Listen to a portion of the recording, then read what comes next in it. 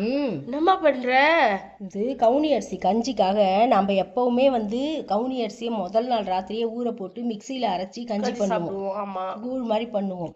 அந்த மாதிரி இல்லாத அது எப்பவும் பண்ண முடியாதுன்றதுனால இந்த மாதிரி கவுனி அரிசி வாங்கி நன்னால தண்ணியில் கொட்டி 5-6 தடவை நல்லா வாஷ் பண்ணிட்டு அதை இந்த மாதிரி நல்லா வடியை போட்டு வெயிலில் உணர்த்திடணும்.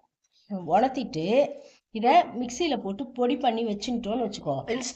இன்ஸ்டண்ட்டாக எப்போ கஞ்சி வேணுமோ அதில் 2 ஸ்பூன் எடுத்து கஞ்சி போட்டு சாப்பிட்லாம். இப்போ நான் இதை வெயிலில் உணர்த்திட்டு இதை அரைக்கும் போது உங்களுக்கு காட்டுறேன். அந்த மாதிரி பண்ணும்போது சூப்பராக இருக்கும் அந்த கஞ்சி. நான் அப்படி தான் இப்போல்லாம் பண்ணி வச்சுக்கிறது.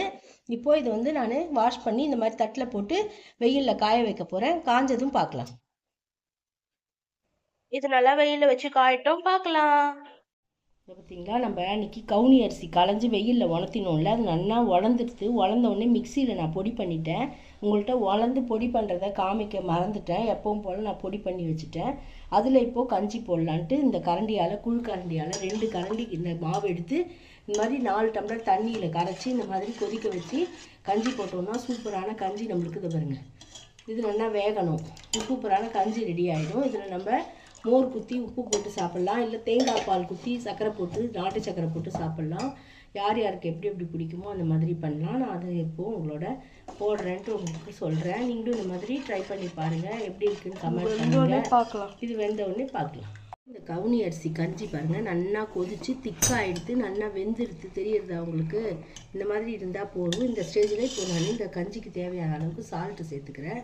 சேர்த்துட்டு கொதிக்கட்டும். இந்த பாருங்கள், மோர் பசும்பால் மோர், பசும்பால் தயிரில் சிலிப்பி வச்சுருக்கேன். இந்த மாதிரி சிலிப்பி திப்பி இல்லாத இது நல்லா ஆறினதுக்கப்புறம் ஆஃப் பண்ணிவிட்டு நல்லா ஆறினதுக்கப்புறம் குத்தி சாப்பிட்டோம்னா சூப்பராக இருக்கும். தேங்காய் பாலும் குத்தி சாப்பிட்லாம். இது ஒரு நாள் அது ஒரு நாள் ட்ரை பண்ணுங்கள், சூப்பராக இருக்கும்.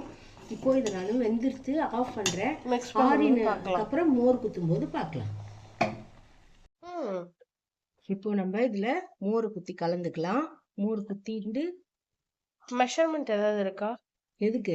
நம்ம திட்டத்துக்கு மோர் குத்திக்கலாம், எவ்வளவு வேணாலும் குத்திக்கலாம். குத்திட்டு உப்பு தான் போட்டாச்சு.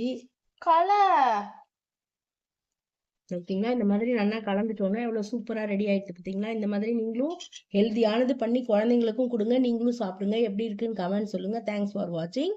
Bye friends. பை.